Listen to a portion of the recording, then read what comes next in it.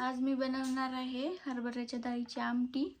तर हे बघा, मी इथे 10 ते 12 मिरच्या घेतल्यात हिरव्या, 2 भाजलेले कांदे घेतलेत, एवढं खोबरं घेतलं, एवढा लसूण घेतला आणि एवढे धने घेतलेत आणि 1 वाटी हरभऱ्याची डाळ घेतली। आता आपण हे तव्यावर सगळं भाजून घेऊ। तर मी इथे तवा गरम व्हायला गॅसवर मांडला होता। तर तवा गरम झालेला आहे। तर सगळ्यात आधी आपण खोबरं भाजून घेऊ।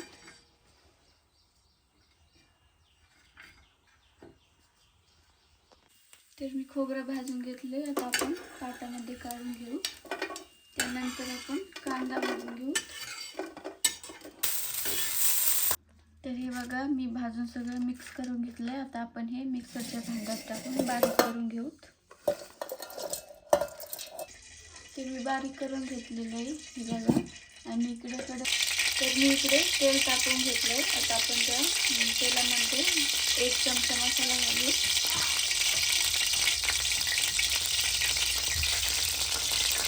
छान परतून घेऊ तेलामध्ये, नंतर वाटून टाकायचं।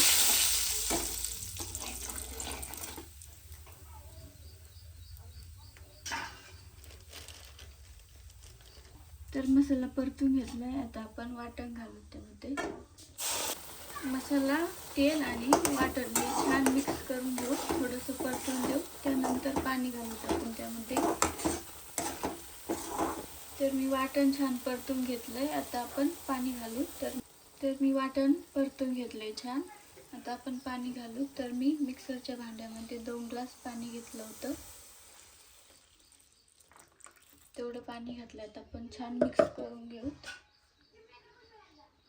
परत आपण चवीनुसार मीठ घालू। तर 1 चमचा मीठ घेतलेले मी, ते मिक्स करून घेऊ आणि छान अशी उकळी फुटून देऊ। तर आपल्या आमटीला उकळी फुटलेली आहे। एकदा आपण सगळी मिक्स करून घेऊ।